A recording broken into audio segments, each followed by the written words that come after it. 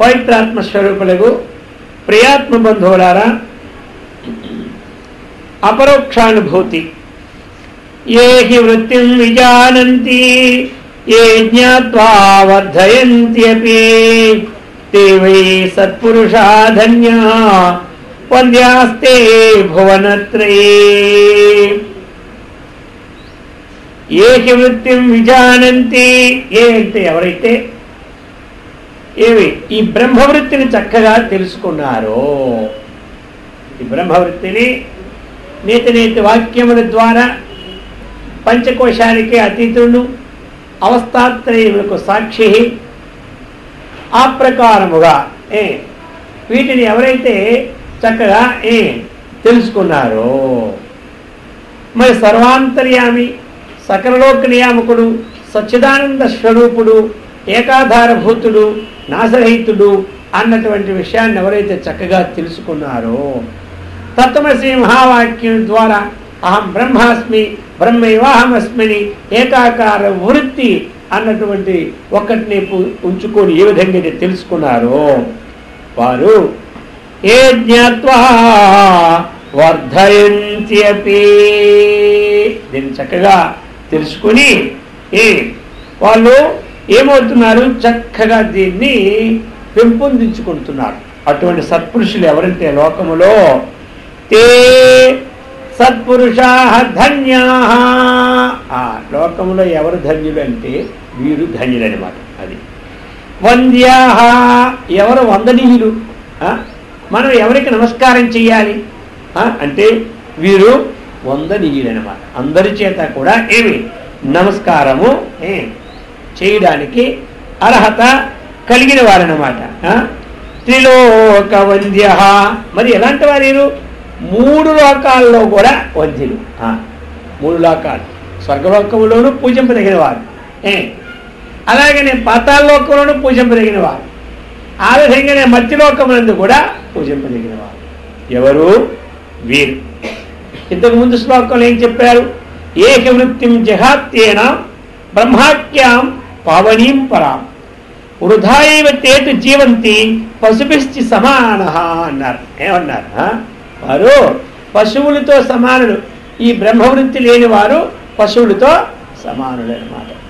కాబట్టి ఎవరైతే ఈ బ్రహ్మవృత్తిని తెలుసుకొని చక్కగా అనుష్ఠానాన్ని చేస్తూ ఉన్నారో, అర్థమైంది కదా, వారు ఎలాంటి వారు లోకములో వీరు ధన్యులు. లోకములో ధన్యులైనామంటే ఎప్పుడు మనం ధన్యులు ఎలా అనుకుంటాం చెప్పండి? మన దృష్టిలో ధన్యులు కరెక్టే, అది ధన్యులే, కానీ అది గౌణ ప్రయోగమే కానీ ముఖ్య ప్రయోగము కాదు. మనం ప్రయోగించే ప్రయోగం ఏం ప్రయోగము? ఇంతకాలానికి నేను ధన్యునయ్యానండి అంటారు. అంతకాలానికి 60-70 ఏళ్ళకి నేను ధన్యుని అయిపోయి అంటారు. ఏమయ్యా ఇప్పుడు ఎలా ధన్యుడు అయ్యావంటే ఏమీ లేదండి, నాకు 4 కొడుకులు, అర్థమైందా? ఆ 4కి 4 ఇల్లు కట్టాను, 4కి పెళ్ళిళ్ళు చేశాను, 4కి మనవాళ్ళు కూడా వచ్చేసినారు. చాలు, ఇక జీవితం అంతా ఏమైందంటే ఇక నాకేమైంది, ధన్యమైపోయింది. అర్థమైంది కదా?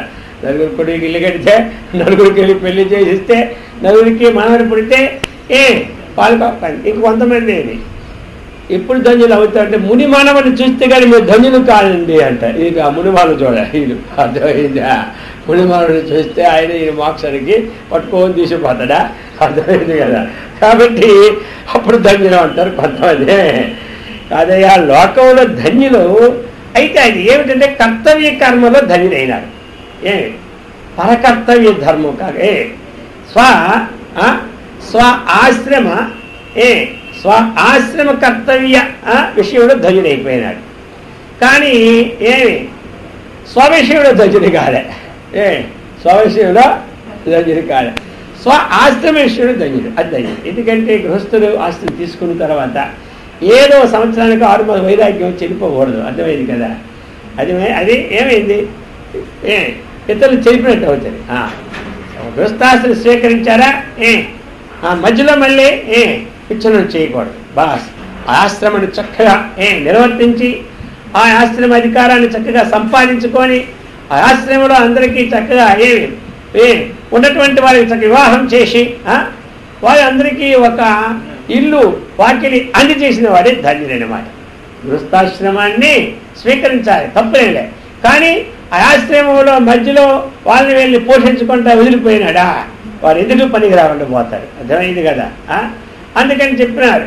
సరే వచ్చారు, నలుగురు కొడుకు పెళ్లి చేసేసినాడు, నలుగురు కొడుకు ఇల్లు కట్టేశాడు, నేను ధన్యుని అయిపోయి అంటాడు. వీళ్ళు ధన్యులైనారా వాళ్ళు ధన్యులైనారా? అంటే కాబట్టి తాను ఎప్పుడు ధన్యుడవుతాడు? తన స్వరూపం ఏదో తాను తెలుసుకుంటే తాను ధన్యుడవుతాడు. అర్థమైంది కదా. వాళ్ళని ధన్యునిగా చెయ్యాలి, ఒప్పుకోనా. ఎందుకంటే ఆశ్రమ ధర్మాన్ని నిర్వర్తించిన వాడే మానవుడు అనమాట. ఏ ఆశ్రమంలో ఉన్నప్పుడు ఆ ధర్మాన్ని చక్కగా ఎవరు నిర్వర్తిస్తాడో వాడు గొప్పవాడు. ఇందులో ఏ ఆశ్రమం గొప్పదంటే అన్ని ఆశ్రమాలు సమానమే, ఇందులో గొప్ప తక్కువేమీ లేవు. ఏ ఆశ్రమంలో ఉన్నా తన స్వరూపాన్ని ఎవడైతే తెలుసుకుంటాడో ఆ ఆశ్రమే గొప్పది. తన ఆత్మతత్వాన్ని తెలుసుకుంటూ వేద విహిత కర్మలు ఎవరైతే ఆచరిస్తుంటారో ఆ ఆశ్రమం గొప్పది. ఇప్పుడు ఏమంటారు? అన్నిటికన్నా సన్యాసాశ్రమే గొప్పది అంటారు. సన్యాసం తీసుకొని డబ్బు సంపాదన చేసి మొత్తం ఎక్కర్లేని ఒక 60 ఎకరాల భూములు బిల్డింగ్లు కట్టిస్తే గొప్పదా? అదేమి కాదు. అర్థమైంది కదా. అలాగనే అయితే ఆశ్రమం గొప్పది, అన్నిటికన్నా సన్యాసాశ్రమం గొప్పది. ఆ సన్యాసం అనేది నివర్తన లేకపోతే అదేమి గొప్పదే కాదనమాట. అలాగని ఎప్పుడు గొప్పదవుద్ది అంటే ఆ సన్యాసి అనేటువంటి వాడు నేను స్వనిష్టలో ఉండాలి, స్వనిష్ట ఆత్మనిష్టలో ఉండాలి, అప్పుడు అది గొప్పదవుతుంది. గృహస్థాశ్రమంలో ఉన్నవారు కూడా గృహస్థ కార్యములు చేసుకుంటూ తన స్వరూపాన్ని తెలుసుకోవడానికి ఎవరు ప్రయత్నం చేస్తుంటారో వాళ్ళు గొప్పవారు. అయింది కదా. అందుకని అన్నారు ఆ వారు ధన్యులు. ఇక్కడ ఏం చెప్పారు? ఎవరైతే అహం బ్రహ్మాస్మి బ్రహ్మైవాహమస్మి గురువు దగ్గర తత్వమసి మహావాక్యం ద్వారా జహ లక్షణ ద్వారా ఆ యొక్క ఏదైతే విరుద్ధ ధర్మాలు ఉన్నాయో ఆ విరుద్ధ ధర్మాన్ని పరిత్యజించి చైతన్యం ఏకం, చైతన్యమేకం బ్రహ్మాత ప్రజ్ఞానం జ్ఞానమయ్యపి చెప్పింది కదా మనకి. కాబట్టి చైతన్యము ఏకం. కాబట్టి అయితే ఉపాధి భేదం చేత మనకి భిన్నంగా కనబడుతుంది. అర్థమైంది కదా. ఉపాధి భేదం చేత అంతఃకరణములో ప్రతిఫలించినటువంటి ఏ చైతన్యం అయితే ఉన్నదో అంతఃకరణము యొక్క ఉపాధి ద్వారా కర్తృత్వ భోక్తృత్వముల ద్వారా జీవత్వం అనేది ప్రాప్తమైంది. అర్థమైందా? జీవుడు అనేవాడు వేరే ఉన్నాడా? లేనే లేడు. ఆ జీవుడు అనేవాడు వేరేగా లేనే లేడు. మరి జీవుడు ఎలా పిలుస్తున్నాం మనం ఇప్పుడు? అంతఃకరణ ధర్మములతో తాదాత్మ్యం చెందినటువంటి చైతన్యాన్ని కదా మనం జీవుడు అంటున్నాం. అర్థమైంది కదా. తాదాత్మ్యం యథాప్రకారం కదా తాదాత్మ్యాన్ని చెందలేదు. జలచంద్రుడు వలె జలచంద్రుడు ఏమి ఆ ప్రతిబింబం తాదాత్మ్యం చెందిందా? ఆ జలం పోతే ఏమైంది? జలం పోతే ప్రతిబింబం కూడా లేనే లేదు. ఆ అంతఃకరణ ధర్మాన్ని వదిలిపెట్టిస్తే ఇది కూడా లేనే లేదు. అందుచేత ఈ ప్రకారముగా అర్థమైంది కదా. అటువంటి అహం బ్రహ్మాస్మి బ్రహ్మైవాహమస్మి ఏకాకార వృత్తి రావాలి. ఏకాకారం అనుక్షణము స్మరిస్తున్నారు. ఏదైనా ఒక వృత్తి మనకు కావాలంటే ఏం చేస్తాం? అనుస్మరణము స్మరించాలి. ఎప్పుడది ఏ పని చేసినా అర్థమైంది కదా. మనము వంట చేసినా వడ్డించినా ఇతరులకి తో మాట్లాడినప్పుడు కూడా లోపల వృత్తి అనమాట అది. అప్పుడు మనం వృత్తి పెట్టుకొని బయటకు అనుకోవాలి పనిలే. ఒకసారి చక్రం తిప్పేసాం అనుకోండి ఏమవుతుంది? తిరుగుతూనే ఉంటుంటుంది. ఒక అభ్యాసం చేసి విడిచిపెట్టేసాం అనుకోండి అది అలాగా కంటిన్యూషన్ అవుతూ ఉంటుంటాయి. ఒక సినిమా పాటని 100 సార్లు పాడిన అనుకోండి ఏమవుతుంది? అది మరి ఎక్కడ భోజనం దగ్గర కూర్చుని అదే పాట, స్నానగదిలో కూడా అదే పాట, ఇంట్లో కూడా అదే పాట, ఒంట్లో కూడా అదే పాట. అర్థమైందా? ఆ ప్రకారంగా మనం ఈ యొక్క అహం బ్రహ్మాస్మి బ్రహ్మైవాహమస్మి అన్నటువంటి విషయాన్ని చక్కగా కొన్ని వేల సార్లు మనం జపం చేసాం అనుకోండి అప్పుడేమవుతుంది? చక్కగా అది పట్టేస్తారు. అది చెప్తున్నారు. ఏహి వృత్తిం విజానంతి ఏ జ్ఞాత్వా వర్ధయంత్వపి. ఎవరైతే ఆ బ్రహ్మతత్వం యొక్క వృత్తిని చక్కగా చూస్తూ ఉన్నారో, ఆ వృత్తి ఎవరికైతే స్థిరంగా ఉన్నదో అటువంటి వారు సత్పురుషాః ధన్యాః, వారు ధన్యం. జీవితం ఎప్పుడు ధన్యమవుతుందంటే ఇప్పుడు జన్యమవుతుంది. అందుకని అది చెప్పారు. ఏషాం వృత్తిం సమావృద్ధా పరిపక్వాచ సా పునః తే వై సద్బ్రహ్మతాం ప్రాప్తాః నేతరే శబ్దవాదినః. చెప్తున్నారు ఇప్పుడు మనకి. ఏషాం వృత్తిం సమావృద్ధః, ఏషాం వృత్తిం, ఏషాం ఎవరు? వీరు ఎవరైతే బ్రహ్మాకారాకార చిత్తవృత్తితో కూడి ఉన్నారో అటువంటి వారి వృత్తి చక్కగా పెంపొంది ఏమవుతుంది? పరిపక్వాః, పరిపక్వమవుతుంది అన్నమాట. పరిపక్వం అవుతుంది. కాయ అనేది పరిపక్వం అంటే ఏమిటి? పరితః పక్వము పరిపక్వం. పరితః అంటే ఏమిటి? ఆ కాయ అంతటా అనమాట. అది కాయ అంతటా మనకి అది పండు యొక్క గుణాలు రావాలి. పరితః అంటే ఏమిటి? అంతటా. పక్వము అంటే ఏమిటి? అంతకు పూర్వం ఉన్నటువంటి గుణాలన్నీ కూడా పోతాయి. పిండిగా ఉన్నప్పుడు వగరు గుణం ఉంటుంది, కాయగా ఉన్నప్పుడు పులుపు గుణం ఉంటుంది, ఆ మధ్యలో ఇంకొకేదో గుణం ఉంటుంది. అది పక్వమైనప్పుడు ఈ గుణాలన్నీ పోయి ఏమవుతుంది? మధురామృతమైనటువంటి ఫలం వస్తుంది. అది ఎప్పుడు అంతటా ఉంటే పరిపక్వం. ఒక పక్కే మధురం ఉండి ఇంకో పక్కే చేదు ఉంటే అది పరిపక్వం అనిపించుకుంటుందా? పరిపక్వం అనిపించుకుంటుంది. ఆ విధంగా ఎవరైతే ఈ బ్రహ్మాకారాకార చిత్తవృత్తిని పరిపక్వం చేసుకుంటారో, సంపూర్ణం ఏది చూసినా సర్వం కల్విదం బ్రహ్మ, బ్రహ్మమయం జగత్ అంటాం కదా మరి. ఈ ప్రకారముగా వారెవరు? వారే సద్బ్రహ్మ భావం పొందినవారు. లోకములో పీఠాధిపతి కానీ, జగద్గురువు కానీ, సామాన్య సన్యాసి కానీ, లేకపోతే గృహస్థులు కానీ, ఎవరు కానివ్వండి, ఇటువంటి వృత్తి వచ్చినప్పుడే వారు బ్రహ్మాత్మ భావం పొందినవారు. వేషధారులు ఎప్పుడు బ్రహ్మాత్మ భావమో పొందినవారు కాదు. మరి ఎవరండి వారు?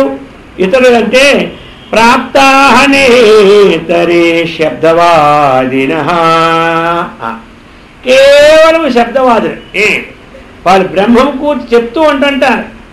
గరిటె అనేది ఆకంలోనే ఉంటుంటుంది, అన్నిటి తిప్పుతూనే ఉంటుంటుంది. అర్థమైంది కదా? వంకాయ కూరని, బెండకాయ కూరని, అర్థమైందా? అది రసగుల్లాని తిప్పుతుంది. ఏమి లాభం? ఏం లాభం? దాని వాసన దానికి ఏం తెలుసా? దాని రుచి దానికి తెలుసా? పోదా, ఏమీ ఉండదు. అంతే అనమాట. వీళ్ళ సంగతి కూడా ఇంతే. అటువంటి వృత్తి అనుభవం లేకపోతే, అందుకనే చెప్తున్నారు ఇంకా కూడా ఈ ప్రకారముగా కుశలాః బ్రహ్మవార్తాయాం వృత్తిహీనాః సురాగినః తేప్యజ్ఞానితయా నూనం పునరాయాంతి యాంతి చ. ఏ శాస్త్రంలో ఆ విధంగా శంకరాచార్య ఖండించేశారు. లేకపోతే అవుతుందా? ఎవరు ఖండించగలరు? నిస్వార్థపరుడే ఏదైనా ఖండించగలడు. స్వార్థపరుడు ఖండించగలడా? ఓ తగులో నేను సమంగా ఖండించాలంటే వాడికి ఏ స్వార్థం లేనప్పుడే ఖండించగలడు. ఏ పక్క స్వార్థం ఉన్నా ఖండించలేడు. అర్థమైంది కదా? ఆ ప్రకారముగా చెప్తున్నారు. కుశలాః బ్రహ్మవార్తాయాం. బ్రహ్మవార్తాయాం అంటే ఏమిటి? బ్రహ్మకు సంబంధ విషయమందు. వార్తలంటే విషయాలే కదా. కాబట్టి బ్రహ్మకు సంబంధమైన విషయములయందు కుశలాః, చక్కగా కుశలాః. కుశలాః అంటే ఏంటి? ఆ వేదాంత శాస్త్రాన్ని ఏ విధంగా అభ్యాసం చేయాలో చక్కగా నేర్చుకున్నవాడు అనేవాడు. నేర్చుకోవడంలో కుశలుడైనాడు. అర్థమైంది కదా? చెప్పడంలో కూడా పారంగతుడైనాడు. అర్థమైందా అందరికీ? వేదాంత శాస్త్రము నేర్చుకోవడంలో కూడా కొంతమంది అర్థం చేసుకోలేరు.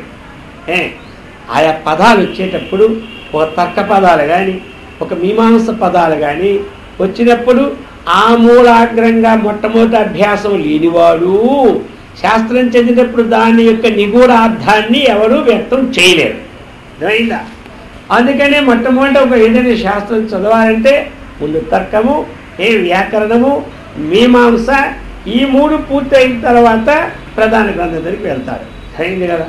మరి ప్రధాన గ్రంథములో ఉన్నటువంటి భేదములను వెల్లడి చేయాలి అంటే క్రిందనున్నటువంటి విషయాలు తెలియకపోతే అక్కడ మళ్ళీ ఆల్తో సహా నేర్పరన్నమాట పంక్తిలో, అక్కడ పెద్ద ఉద్గ్రంథాల్లో.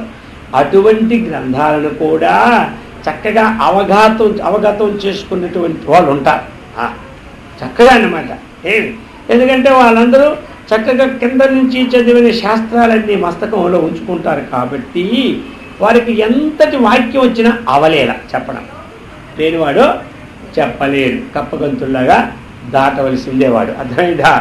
అటువంటి దాటకుండా ప్రతి పదానికి కూడా క్షుణ్ణంగా అర్థం చెప్పినటువంటి పారంగతుడు కూడా అవుతాడు.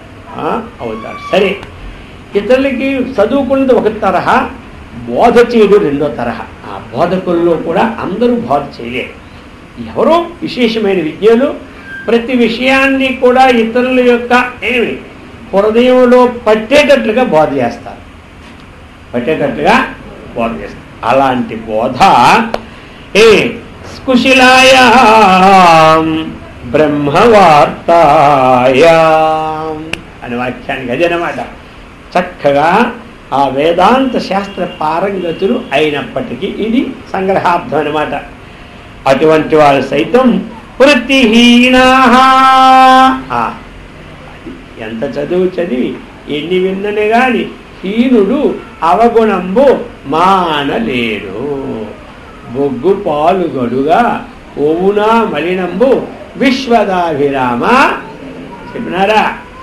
అయితే ఏమిటి మరి ఇప్పుడు ఇక్కడ వృత్తిహీనా, ఏదైతే శాస్త్రములో శ్రవణమును మననమును చేసినాడో కానీ నిధిధ్యాస మాత్రం తెచ్చుకోలేదు. ఏమిటిది? నిధిధ్యాస. అమలుకు మాత్రం రాలే, అనుష్ఠానానికి మాత్రం రాలే. అనుష్ఠానికి రాకపోవడం ఏంటి? వృత్తిహీన. ఏ వృత్తిహీన?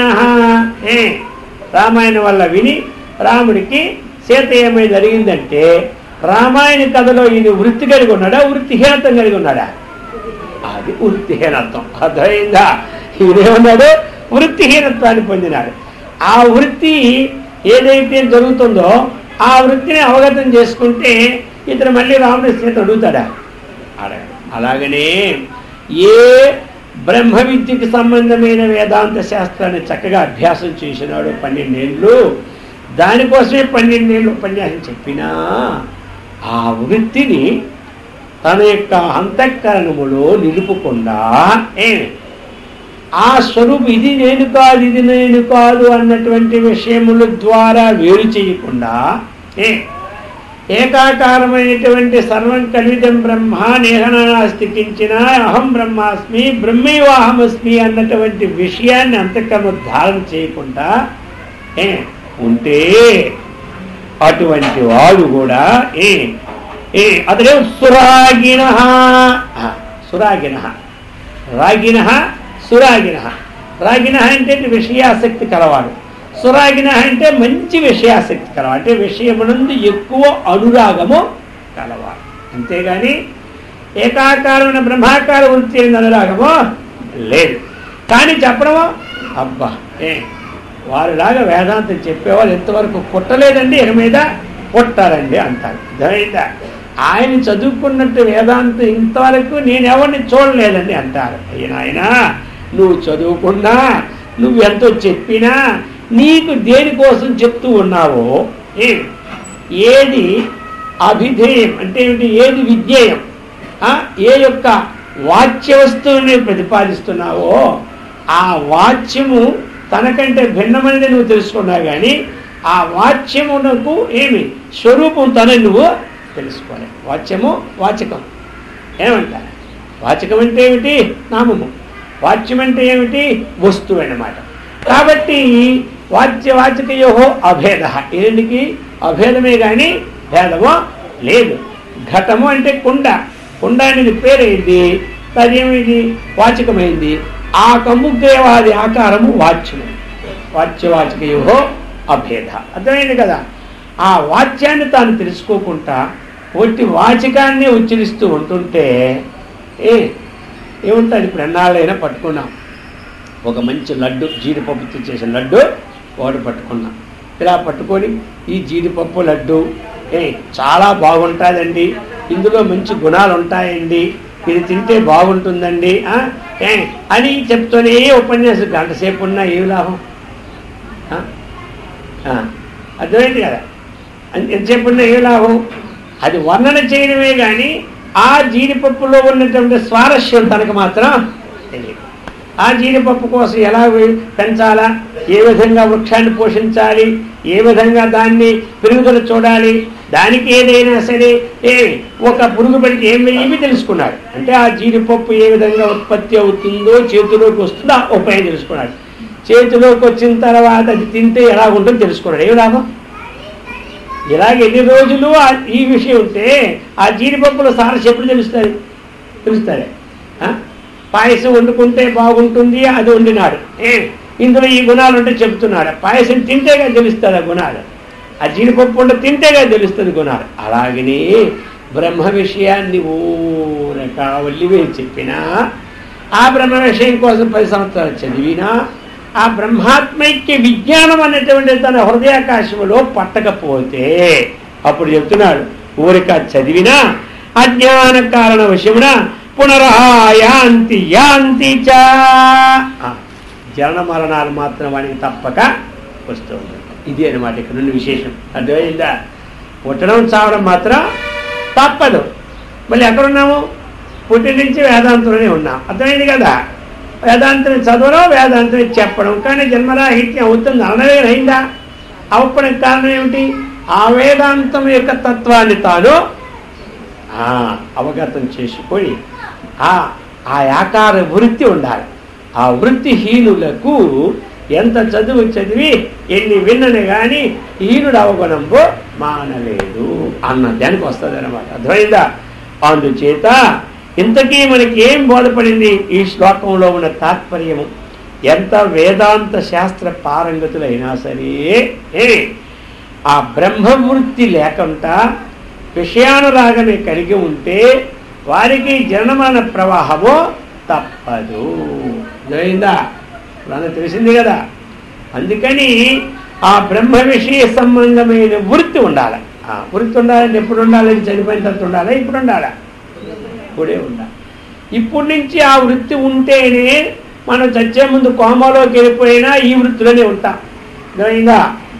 అప్పుడు ఏం రామరామ కృష్ణ కృష్ణ బ్రహ్మ బ్రహ్మ అని అనకపోయినా పర్వాలే. ఇప్పుడు ఈ వృత్తికే మనం పెట్టుకోకపోతే అప్పుడు ఎంతమంది ఎన్ని తులసి తీర్థాలు పోయిన దండకు కానీ తను ఎక్కడికి వెళ్ళాలి అక్కడికి పోతుంది. తులసి వృత్తి మోక్షం వస్తాడు ఆయనకి. అర్థమైందా? వచ్చేస్తుందా? ఏమి అవన్నీ దండగా అది పోయండి, మంచిదే అనమాట. అది వద్దాం లేదు. ఊరికా నేనేదో తీర్థం పోసినా ఆయన మోక్షం వచ్చింది పక్క వచ్చి చెప్తూనే ఉంటారు. గుసుకొస్తుంది గసగసలు ఆయాసపెట్టాలి. అర్థమైందా? అమ్మ మాకు గుర్తే లేదు. గంగాజలి నేను పోసిన, నువ్వు పోసి, నేను పోసించే తెలిపోయినాను మోక్షం. ఎవరు పోతే బాధే? వీళ్ళలో ఉన్నటువంటిది పోకుండా ఇప్పుడు మురికి నీరు ఎంత పెట్టుకొని అంత ఇందులో దుర్గంధం బయట ఎంత గుమ్మి పెట్టుకొని అందులో ఒక్క గంగా చుక్క పోస్తూ ఉంటుంటే తెలగొస్తుందా? ఏమో చెప్పండి. అది మురికి అయిపోదు. అర్థమైందా? లేదా గంగా జల పవర్ ఉంది. గంగా జలమ కనికా పీత అని చెప్పినారా? సకృదపి ఏన మురారి సమర్చ తస్య సమీపే ఏమోపి నచ్చ. ఆ పవర్ ఉంది. కానీ తన వృత్తి రాహిత్యం అది పుణ్యం ఇస్తుంది అంతేగాని జన్మరాహిత్యం అనేది కలగదు. జన్మరాహిత్యం కలగాలి అంటే బ్రహ్మాకార వృత్తి ఉండవలసిందే. బ్రహ్మాకార చిత్తవృత్తి లేదా జన్మ కలగదు. అది అయితే మరి ఇంతకాలం బట్టి ఈ వేదాంతాన్ని చెబుతున్నారు కదా, మరి వేదాంతంలో ఉన్నారు కదా, అదంతా వ్యర్థమేనంటే వ్యర్థం కాదు, అనంతకోటి పుణ్యం. అది జీవితంలో 1000 కోట్లు పెట్టి యజ్ఞయాగాలు చేస్తే ఎంత ఫలితమో అర్థమైందా? ఎన్ని కోట్లు? 1000 కోట్లు. అర్థమైందా ఎంత ఫలితమో? ఈ వేదాంతంలోనే ఉండి వేదాంతాన్ని చక్కగా బోధిస్తూ వేదాంతాన్ని తాను చక్కగా చదువుకుంటే అంత పుణ్యం ఉంది. పుణ్యానికి లోటు ఉండదు ఎక్కడికి వెళ్ళినా. కానీ జన్మరాహిత్యం అంటూ కలిగింది. పునరపి జననం మరణం. ఎప్పుడు రాహిత్యం కలుగుతుంది? ఆ తాను అహం బ్రహ్మాస్మి బ్రహ్మైవాహమస్మి అనే విజ్ఞానము అనుభవం ద్వారా పొందాలి. పొందలేదు అనుకోండి, మనం ఎన్ని ప్రాణాయామాలు చేసినా, ఎన్ని యోగాలు చేసినా, ఎన్ని ధ్యానాలు చేసినా వాటితో తృప్తి పొందడమే కానీ ఏమి తన అంతఃకరణములో ఉన్న అజ్ఞాన వృత్తిని పూర్తిగా వివరించుకోక బ్రహ్మాకారాకర చిత్తవృత్తిని చేర్చుకోలేకపోతే వారికి మాత్రం జన్మ ఏమి తప్పదనమాట. అందుచేత చెప్తున్న శాస్త్రం అన్నమాట. ఈ ప్రకారముగా పునరాయాంతి యాంతి చ 2 సార్లు చెప్పింది. వాళ్ళు వస్తూనే ఉంటుంటారని చెప్పిందా. నిమిషార్థం నతిష్టంతి వృత్తిం బ్రహ్మమయం వినా యథా తిష్టంతి బ్రహ్మాద్యాః సనకాద్యాః శుకాదయః. కొంతమంది ఉదాహరణ చెప్తున్నారు ఇప్పుడు. ఎందుకు అంటే మరి బ్రహ్మాకారాకారిత చిత్తవృత్తి నిమిషార్థం, ఒక అర్ధ నిమిషమైనా సరే విడుకుంటూ ఉన్నవారు చెప్తుంది. ఎవరు? శాస్త్రం. ఒక అర్ధ నిమిషమైనా ఎలాగా? బ్రహ్మమయీం వృత్తిం వినా నతిష్టంతి. ఒక అర్ధ నిమిషమైన ఆ బ్రహ్మాకారాకారిత చిత్తవృత్తి ని విడువుకుంటా ఉన్నవారు ఉన్నారని చెప్తున్నారు. ఉన్నవారు ఉన్నారు.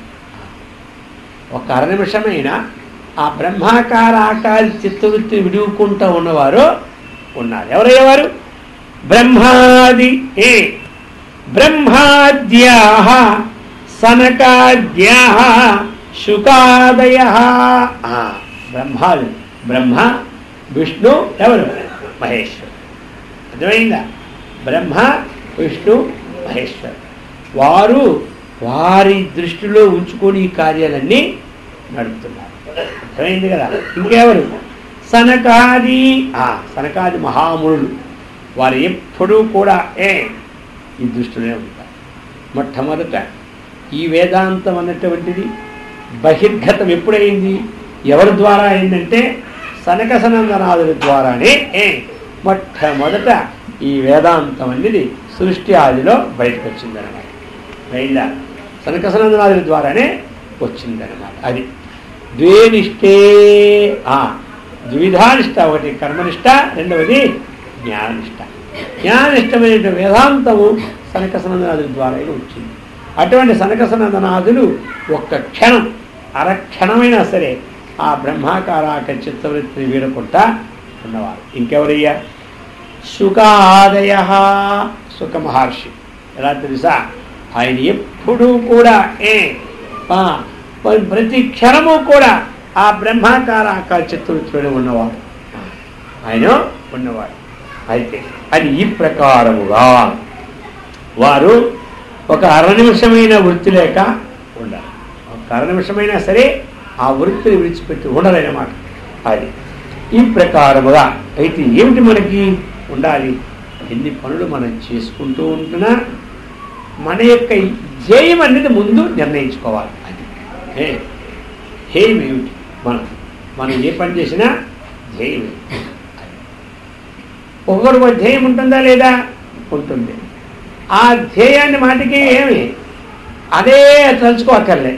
ధ్యేయం అనేది నిశ్చయం అయిపోతే ఏ పని చేసినా దానికి పరాకాష్ఠ ఏమిటి? ఒకరు ఉద్యోగం చేస్తున్నాడు, వ్యాపారం చేస్తున్నాడు అనుకుంటాడు, నేను మాత్రం ఎలాగైనా 3 సంవత్సరాల్లో ఒక 3 మేడలు కట్టాలనుకుంటాడు. ధ్యేయం అయిపోయి ధ్యేయం. ఇప్పుడు చేస్తున్న పనులన్నిటికీ పరాకాష్ఠ ఏమిటి?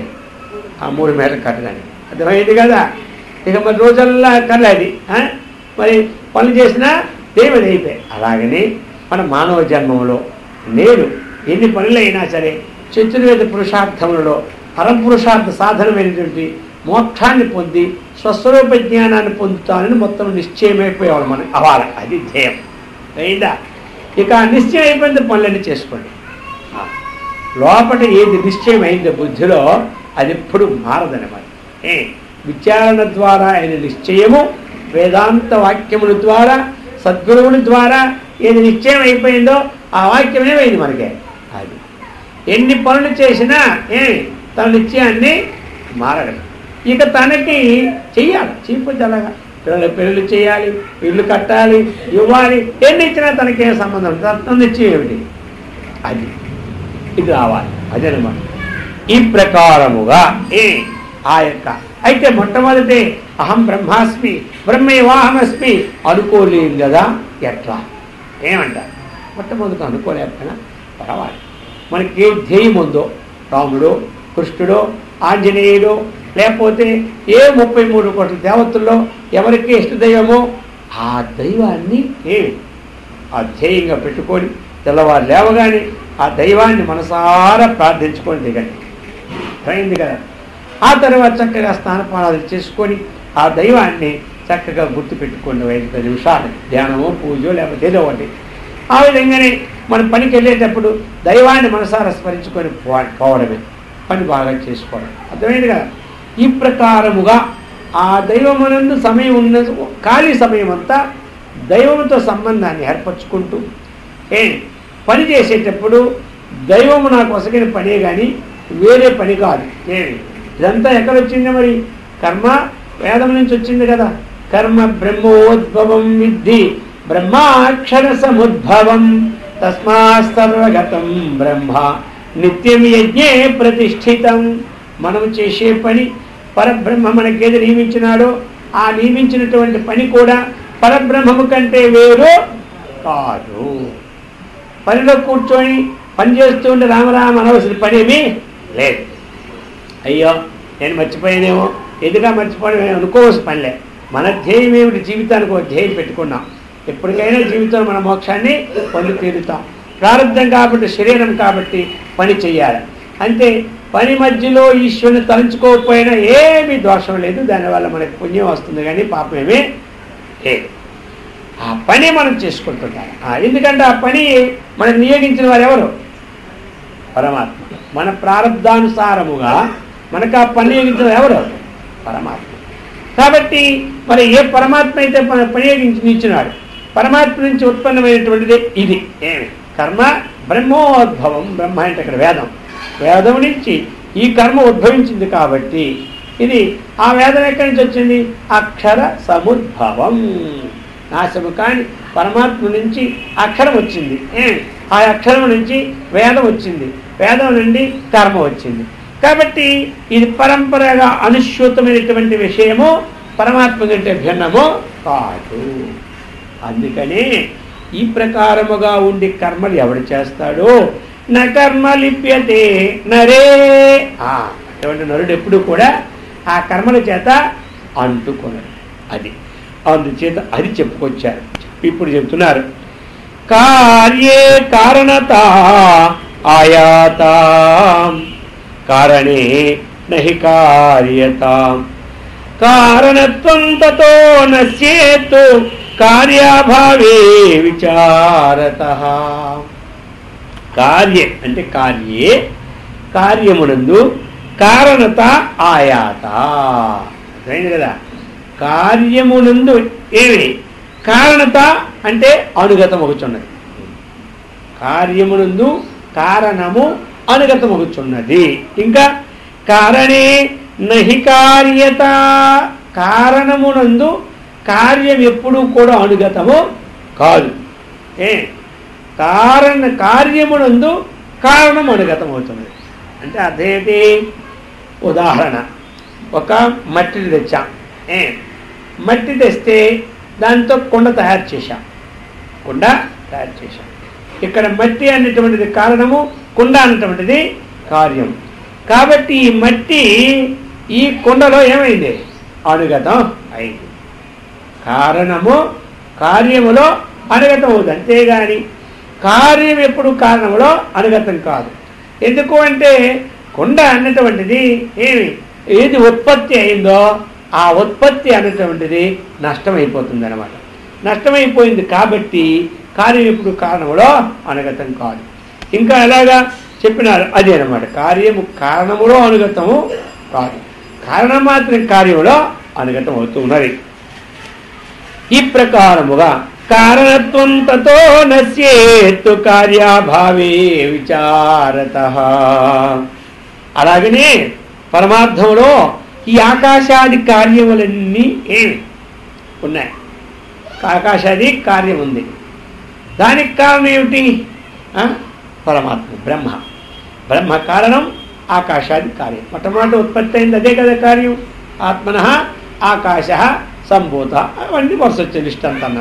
కాబట్టి ఆకాశాది కార్యమైంది, కారణం ఏమైంది? ఆత్మ అయింది. ఆత్మనః అంటే ఆత్మ ద్వారా కదా. కాబట్టి ఆత్మ కారణమైంది, ఈ ఆకాశాది కార్యమైంది. ఇప్పుడు ఏమైంది? కార్యములో ఆ కారణం అనేది అనిశ్చితమైంది అయింది కదా. అయితే ఇప్పుడు ఇంకోటి ఉంది, కారణత్వం తతో నశ్యేత్తు కార్యాభావే విచారతః. విచారించి చూస్తే కార్యాభావం ఎప్పుడైతే కలిగిందో కారణత్వం కూడా లేదు. కార్యం యొక్క అభావం కలిగేటప్పుడు ఇంకా కారణత్వం ఎక్కడుంది? లేదంటే వేదాంతంలో కార్యకారణ అభావం అనేటువంటిది లేదు. కార్యకారణ అభావము లేదు. మనకి ఆ యొక్క మాయోపాధి అనేటువంటిది కారణమైంది, అవిద్యోపాధి అనేటువంటిది కార్యమైంది. అయిందా? అక్కడ మాయోపహిత చైతన్యం అనే మాయోపాధి కారణమైంది, అవిద్యోపాధి కార్యమైంది.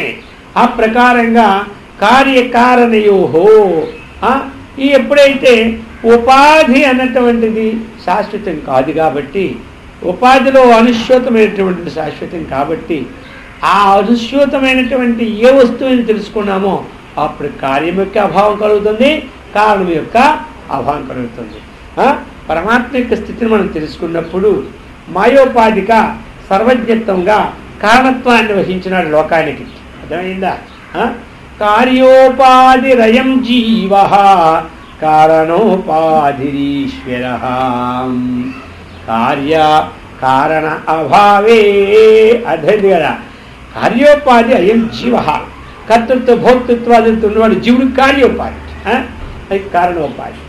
రెండు ఉపాధుల్లో కూడా తత్వమసి మహాలక్షణ ఏ వాక్యం ద్వారా అజయ జగదజయ లక్షణ ద్వారా మనం వేరు చేసుకునేటప్పుడు ఈ రెండు ఉపాధులు ఏమైపోతున్నాయి? నష్టమైపోతున్నాయి. స్వయం దేవదత్త ఉదాహరణ ద్వారా రెండు ఉపాధులు ఏమవుతున్నాయి? నష్టమైపోతే రెండు పోయినాయా? మిగిలింది ఏమిటే? చైతన్యం. మరి అధిష్టాన చైతన్యమునందు కార్యకారణ అభావాలు రెండు కూడా లేదు. వ్యవహారమునందు కారణము ఉంది, కార్యం. అర్థమైంది? అది చెప్పుకొచ్చారు. ఆ ప్రకారముగా అధ శుద్ధం భవేద్యస్తు యద్వై వాచామగోచరం ద్రష్టవ్యం ముద్ఘటేనైవ దృష్టాంతేన పునః. ఎందుకంటే దృష్టాంతం అనేది మనకేంటి అవసరమైనమాట. ఎందుకు? దాష్టాంతికము చక్కగా అన్వయం కావాలంటే దృష్టాంతాన్ని మాటికి చూస్తుండాలి. మనకి దృష్టాంతం ఎప్పుడు అవగతమైపోయిందో అప్పుడు దాష్టాంతికం అనేది అవగతుంటారు. లోకములో ఉన్న దృష్టాంతాలని దేనికోసం చెప్పండి? దాష్టాంతికానికి అన్వయం చేసుకోవడానికి. ఏ విషయం చెప్పినా, ఎందుకంటే దృష్టాంతము అంటేది కండ్లకు కనబడింది, దాష్టాంతికం అంటే కండ్లకి కనబడింది. కండ్లకు కనబడన దానిని ఈ విధంగా ఉండాలని ఊహించడానికి వీలు పడదు కదా. ఈ దృష్టాంతము ద్వారా దృష్టాంతము ద్వారా అది ఇలాగా ఉంటుందని తెలుసుకోవడానికి ఉండాలి. అందుకని దృష్టాంతాలు మాటికి మనం విచారణ చేస్తూ ఉంటుండాలి. అది చెప్తూ ఉన్నారు. అధా శుద్ధం భవేద్యస్తు యద్వై వాచామగోచరం ద్రష్టవ్యం మృద్ఘటేనైవ దృష్టాంతేన పునః. మృద్ఘటేనైవ దృష్టాంతం ద్వారా మాటికి విచారణ చేసుకోమన్నారు. ఆ ప్రకారంగా మాట ముద్గటం ఇక్కడ చెప్పినారు, ఇంకో దగ్గర రజసర్పం చెబుతాడు, ఇంకో దగ్గర మరమరించి చెబుతాడు, ఇంకో దగ్గర సుక్రహితమో చెబుతుంటాడు. అర్థమైందా? ఇవన్నీ దేనికోసము మనకి మాటి మాటికి చేస్తూ ఉంటుంటే ఓహో ప్రపంచము పరమాత్మ యందు అధ్యస్థమే కానీ ఆరోపితము కాదు. ఎట్లా? తాటినందు సర్పము అధ్యస్థము, సుక్తి ఎందు రజతము అధ్యస్థము, మరుమరీచిక ఎందు జలము అధ్యస్థము, స్థానమునందు పురుషుడు అధ్యస్థము. ఇట్లా ఉదాహరణ ద్వారా ఏమైపోయింది మనకి మాటిమాటికి శీలిస్తే. అలాగనే బ్రహ్మయందు జగత్ అధ్యస్థము. కాబట్టి ఏది అధ్యస్థమో అది మనకి విచారిస్తే పోతుంది. అందుకే నాధిష్టానాత్ భిన్నత ఆరోపితస్య, అధిష్టాన సత్తా కంటే ఆరోపిత సత్తా అన్యము కాదు అని ఈ ప్రకారముగా విచారణ చేస్తూ ఉంటుంటే మనము అప్పుడు ఏమైపోయింది మనకి ఈ అవాన్మానస గోచరం. వాక్కు కూడా మనసు కూడా అందరానిది, శుద్ధ వస్తువైన బ్రహ్మ కూర్చి నిరంతరము మనకి ఆహ్లాదపడుతుంది. ఆ ప్రకారం అనేనైవ ప్రకారేణ వృత్తిర్బ్రహ్మాత్మికా భవేతు ఉదేతి శుద్ధ చిత్తానాం వృత్తి జ్ఞానం తతః పరం. అనేనైవ ప్రకారేణ, అనేనైవ అంటే ఈ ప్రకారముగానే. ఎలాగైతే మనకి కొంతమంది ఇంతకుముందు దృష్టాంతం కూడా చెప్పుకున్నా, జీవుడికి చలనము, పరమాత్మకి చలనము లేదంటే నమ్ముతాం కానీ జీవాత్మకు కూడా చలనము లేదా అని కొంతమంది అడుగుతారు. ఏమంటారు? పరమాత్మకి చలనం లేదంటే మంచిదేండి మీ అభిప్రాయం, జీవాత్మకి చలనం మాత్రం మీరు ఒప్పుకోవాల్సిందే అంటారు. ఇప్పుడు మరి ఎలా బోధిస్తారు? దృష్టాంతం ఉండద్దా? ఇంతకుముందు చెప్పుకున్నాం కదా దృష్టాంతం. చంద్రుడు నీటిలో పడుతున్నాడే కదా, పైన చంద్రుడు పరమాత్మ సమానం, నీటిలో పడిన చంద్రుడు ఎవరితో సమానం? జీవాత్మ సమానం. అయితే ఇప్పుడు నీళ్లు కదులుతూ ఉంటుంటే మనం ఏమనుకుంటాం? ఈ ప్రతిబింబి చంద్రుడు కదులుతుంది అనుకుంటాం లేదా? వాస్తవంగా ప్రతిబింబి చంద్రుడు కదలకుందా? లేదు. చూసారా దృష్టాంతం ద్వారా. అలాగనే బింబమైన పరమాత్మకి కదలకలేదు, ప్రతిబింబమైన జీవాత్మకు కూడా కదలకలేదు. బింబమైన పరమాత్మ చంద్రుని కదలకలేదు, మరి ఏది కదలకుందంటే ఏం చెప్పాలి? జలం కదలకం.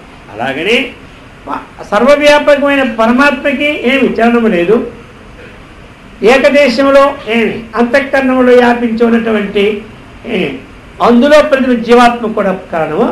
ఇది దృష్టాంతాలు కాదు. మరి దృష్టాంతం లేకపోతే అర్థమవుద్దా? అర్థం కాదు. అందుకని ఇటువంటి అభేద సాధక యుక్తులతో, భేద బాధక యుక్తులతో, అభేద సాధక యుక్తులతో, భేద బాధక యుక్తులతో నిర్ణయాన్ని చేసుకోమన్నాడు వేదాంతాన్ని. అయింది కదా. అభేదానికి తగినటువంటి సాధము, భేదాన్ని బాధకం కలిగించినటువంటి పురుత్తుల ద్వారా తత్వాన్ని నిర్ణయించమని చెప్పినారు. అందుచేత ఈ ప్రకారముగా చెబుతున్నారు. అనేనైవ ప్రకారేణ, ఇటువంటి విధానము ద్వారా వృత్తి బ్రహ్మాత్మిక భవేత్. అంతఃకరణ వృత్తి ఏమైపోయింది? ఇప్పుడు బ్రహ్మాత్మిక అయిపోయింది. ఆత్మిక అంటే స్వరూపం. ఇక్కడ ఆ బ్రహ్మస్వరూపముగా అయిపోయింది అంతఃకరణ విషయాలు. అర్థమైందా? ఉదేతి శుద్ధ చిత్తానాం వృత్తి జ్ఞానం తతః పరం. అటు పెంబటేమైంది? అటువంటి శుద్ధ చిత్తులకు అఖండమైన బ్రహ్మాకార వృత్తి జ్ఞానం కలుగుతుంది. అఖండమైన బ్రహ్మాకార వృత్తి జ్ఞానం కలుగుతుందన్నమాట. అందుచేత ఈ ప్రకారముగా విచారణ అనేది అవసరం. కారణం వ్యతిరేకేన పుమాన్ ఆదౌ విలోకయేతో అన్వయేన పునస్తత్తి కార్యే నిత్యం ప్రపశ్యతి. మొట్టమొదట మాత్రం జ్ఞాని కారణం వ్యతిరేకేన ఆదౌ పుమాన్ విలోకయేతో, కారణస్వరూపమును కార్యము కంటే వివిక్తమైన దానిగా మొట్టమొదట చూసుకోవాలి చెప్పినాడు. మొట్టమొదటి అంతే కదా. కారణస్వరూపము కార్యము కంటే వేరేది. కారణమైన మట్టి ఘటమైన కార్యముల కంటే వేరేనదిని మొట్టమొదట బుద్ధిలో ఒక నిశ్చయం రావడానికి చేసుకోమన్నాడు. చేసుకున్నామా? ఇప్పుడు తర్వాత అన్వయేన పునస్తద్ది కార్యే నిత్యం ప్రపశ్యతి. ఆ కారణమే కార్యముందు అనువృత్తమైనట్లు తర్వాత దర్శించుకుంటాడు. అర్థమవుతుందా విషయాలు? ఇవన్నీ లోతైన విషయాలు కదా. ఎట్లాగంటే మృతికి కారణమైంది, అర్థమైందా? ఘటము కార్యమైంది. ఇప్పుడు మొట్టమొదటి మనకి ఏమిటి? ఈ కారణము కంటే ఆ కార్యము భిన్నమైందని తోసుకుందన్నమాట. అర్థమైందా? ఎందుకంటే మట్టి ముద్దలాగా ఉంది, ఘటమేమో ఆకార వికారాలు వచ్చినాయి కాబట్టి దీనికంటే భిన్నమే తోస్తుంది. సరే, మంచిదే. అలా రాను రాను విచారిస్తే కార్యమునందు ఏది విద్యమానమై ఉన్నదో అది కారణము కంటే భిన్నము కాదన్నది విజ్ఞానం తర్వాత సంపాదించుకోమన్నాడు.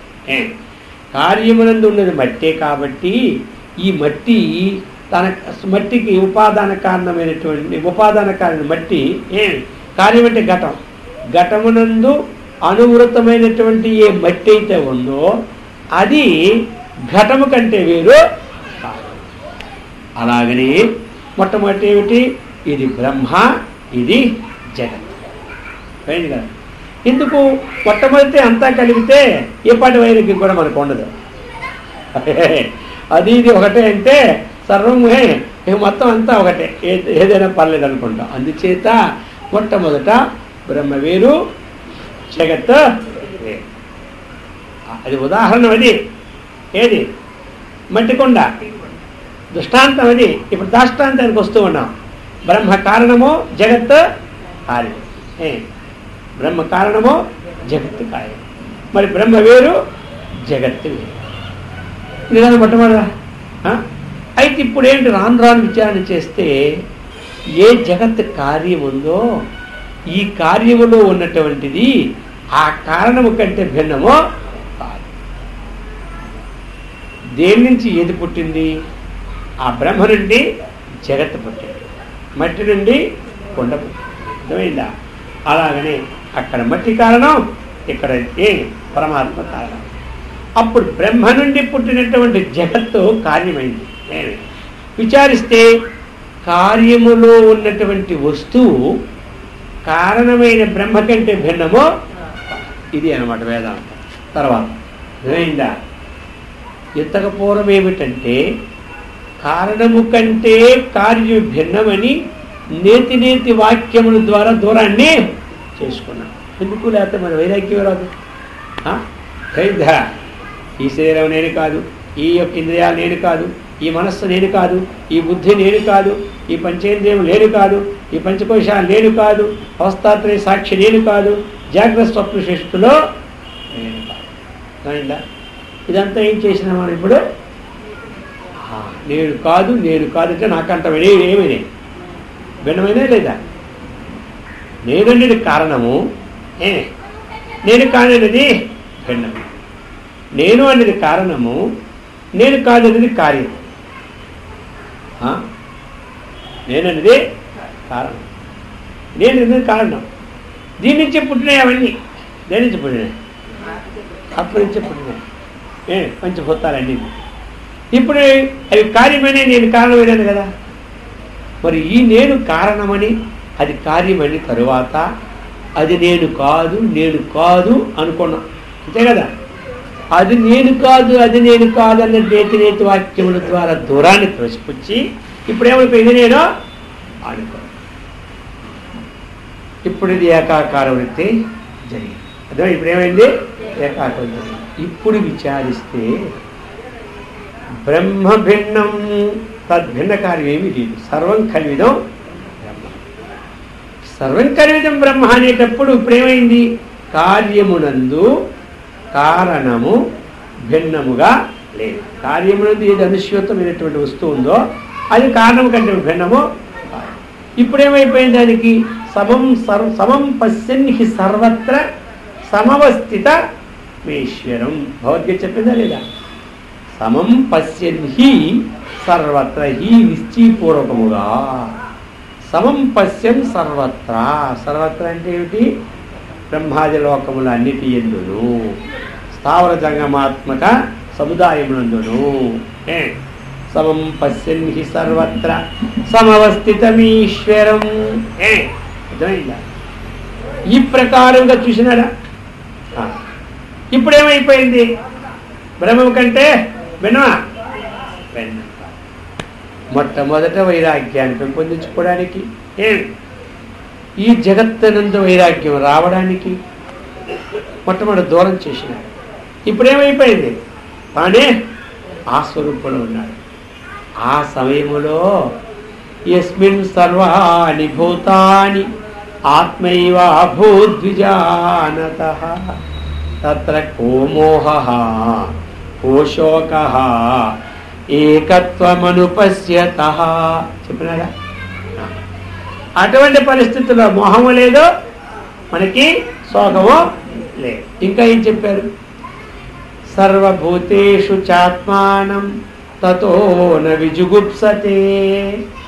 చెప్పినారా? సమస్త భూతములు యందు ఉన్నటువంటి ఆత్మను తనగా చూసినప్పుడు ఇప్పుడు దేన్ని అవగించుకుంటాడు? దేన్ని అవగించుకుంటాడు? ఇంతకుముందు ఏమనుకున్నాం? ఇది ఎప్పుడు పోద్దో, ఇదంతా నాకు అడ్డు, ఇంటి దగ్గర ఇవన్నీ అడ్డంటే తొలగించుకుంటున్నావా లేదా? మనం ఎన్నాళ్ళే ఇంతే కదా అని తొలగించుకుంటున్నావా లేదా? ఇప్పుడు అందరిలో ఉండే పరమాత్మ ఒక్కటే అని తెలిసిపోతే దేన్ని తొలగించుకోవాలి? తొలగించుకోవస్తే ఏమని చెప్పండి. అందుచేత చెప్తూ ఉన్నాడనమాట. అందుచేత చెప్తున్నాడు, కారణం వ్యతిరేకేన పుమాన్ ఆదో విలోకయేతు అన్వయేన పునస్తద్ధి కార్యే నిత్యం ప్రపశ్యతి. కార్యే కారణం పశ్యేత్ పశ్చాత్ కార్యం విసర్జయేత్ కారణత్వం స్వతో నశ్యేత్ అవశిష్టం భవేన్ముని. కాబట్టి కార్యే కారణం చూసి అనంతరం కార్యం విసర్జయేత్. అర్థమైంది కదా? ఈ ప్రకారముగా కారణత్వం స్వతః నశ్యేత్. ఎప్పుడైతే కార్యాభావమో అప్పుడు కారణాభావం అవుతుంది. కాబట్టి అవశిష్టం, ఇంకా జ్ఞాని ఒక్కడే మిగిలిపోయినాడు. అర్థమైందా? జ్ఞాని ఒక్కడే మిగిలిపోయాడు. ఎవడు? మరణశీలుడైనటువంటి జ్ఞాని, అతడే మిగిలిపోయాడు. భావితం తీవ్ర వేగేన వస్తు సునిశ్చయాత్మన పుమాన్ తద్ది భవేచ్చీఘ్రం జ్ఞేయం భ్రమరకీటవత్తు. ఎప్పుడైతే తీవ్ర వేగైన భావన అంతేమిటి? ఇప్పుడు మనకి తీవ్ర వేగేనామ సంవేగానామాసన్నః అని శాస్త్రం. మనము మృదు మధ్య మంద, అలాగనే మనము తీవ్రమైన మాట, తీవ్రము ఇంకా మధ్యము ఇంకా మంద. ఈ ప్రకారము తీవ్రంగా ఎవడైతే ప్రయత్నం చేస్తూ ఉంటాడో జ్ఞాని, ఆ బ్రహ్మభావ వస్తువును గురించి ఎవడైతే భావన చేస్తాడో తొలికేమైపోతాడు? భ్రమరకీటక న్యాయంగా. భ్రమరము చిన్న పురుగులు తెచ్చి అక్కడ పెట్టి అలాగే ఘీంకారం చేస్తే అయిపోతుంది, కొన్నాళ్ళకే కీటకం కూడా భ్రమ. ఆ ప్రకారముగా తానేమైపోతాడు? బ్రహ్మస్వరూపుడైపోతాడు. నిత్య శుద్ధ బుద్ధ ముక్త స్వరూపుడు, సచ్చిదానంద స్వరూపుడు అయిపోతాడు. అదృశ్యం భావరూపంచ సర్వమేతచ్చిదాత్మకం సావధానతయా నిత్యం స్వాత్మానం భావయే దృఢః.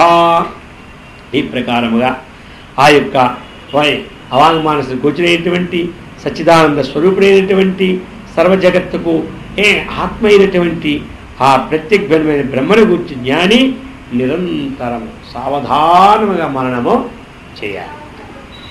దృశ్యం హి అదృశ్యతాం నీత్వా బ్రహ్మాకారేణ చింతయేత్ విద్యా నిత్య సుఖే తిష్టేత్ ధియా చిద్రసపూర్ణయా. చెప్పినారు. ఏం చెప్పారు?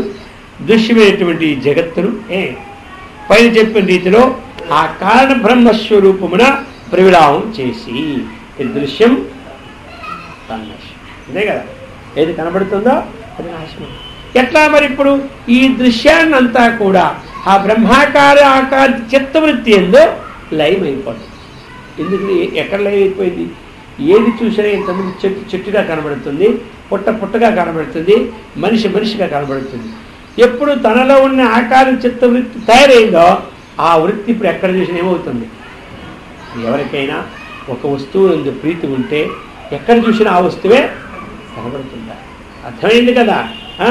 ఆ ప్రకారముగా ఏమి చిత్తవృత్తిలో సంపూర్ణముగా బ్రహ్మాకాంతి నిలబడిపోతే బయటికి కూడా ఏం కనబడుతుంది?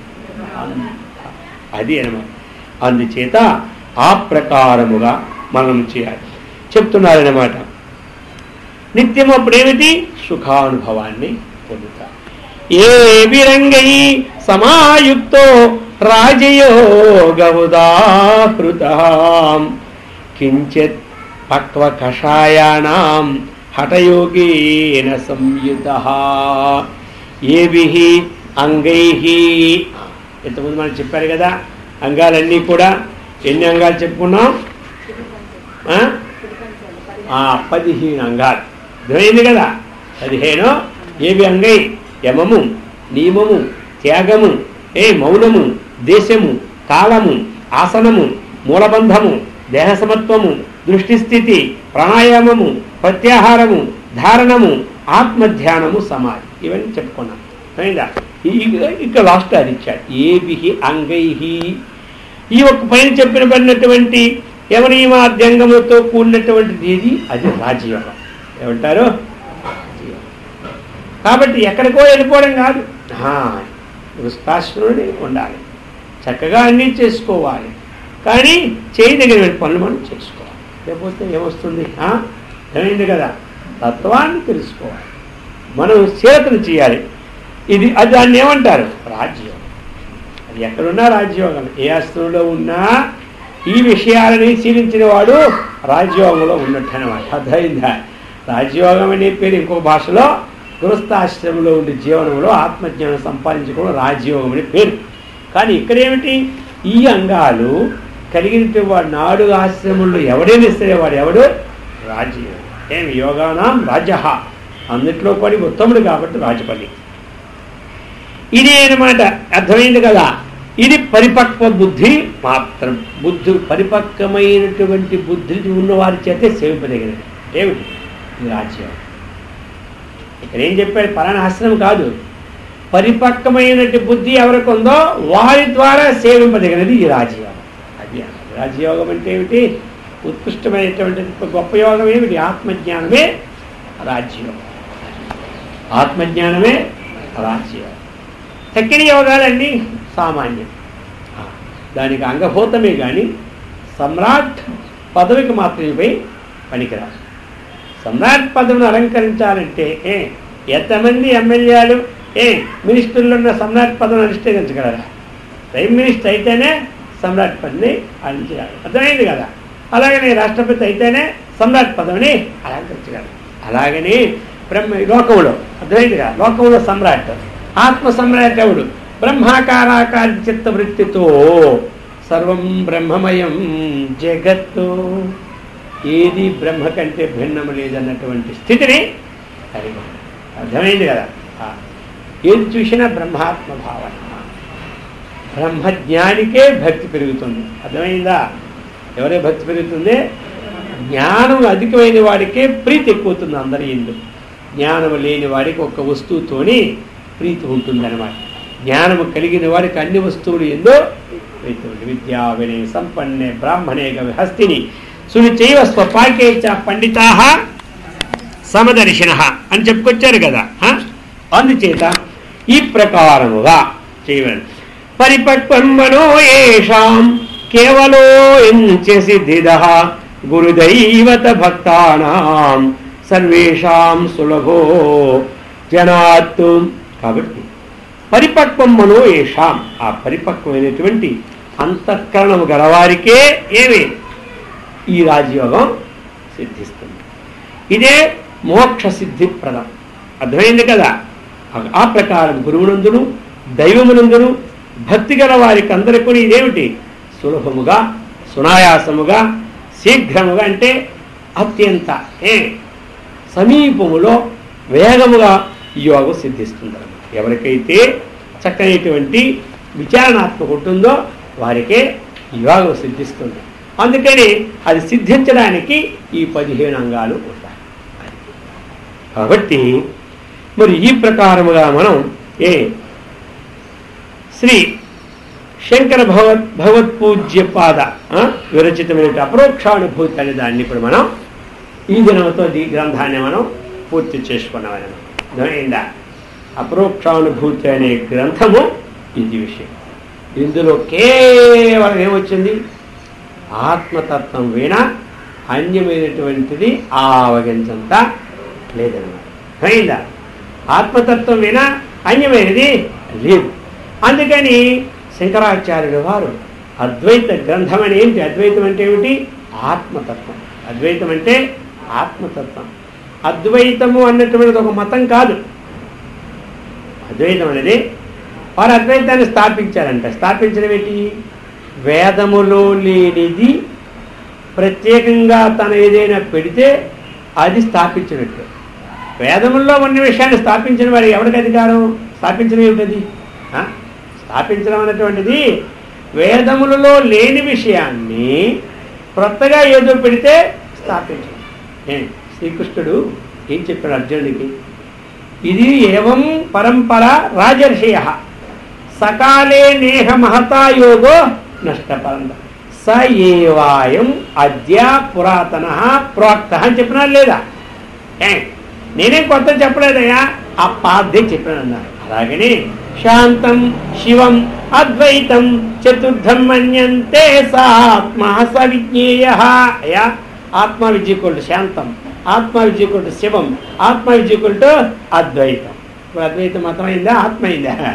కాబట్టి ఈ ప్రకారముగా ఆ తత్వాన్ని మనకి చక్కగా నూరిపోసి ఆ వేదంలో ఉన్న విషయాన్ని రజస్తమో గుణముల చేత మర్చిపోతే సత్వగుణ అభివృద్ధిని పెంపొందించి తత్వాన్ని పునః అందించారు. అటువంటి తత్వాన్ని చక్కగా వారు రాసినటువంటి ఉద్యోగాలను మహామహా గ్రంథాలు. అటువంటి దాంట్లో ఇప్పుడు మనం అపరోక్షానుభూతిని చక్కగా పూర్తి చేసుకున్నాం.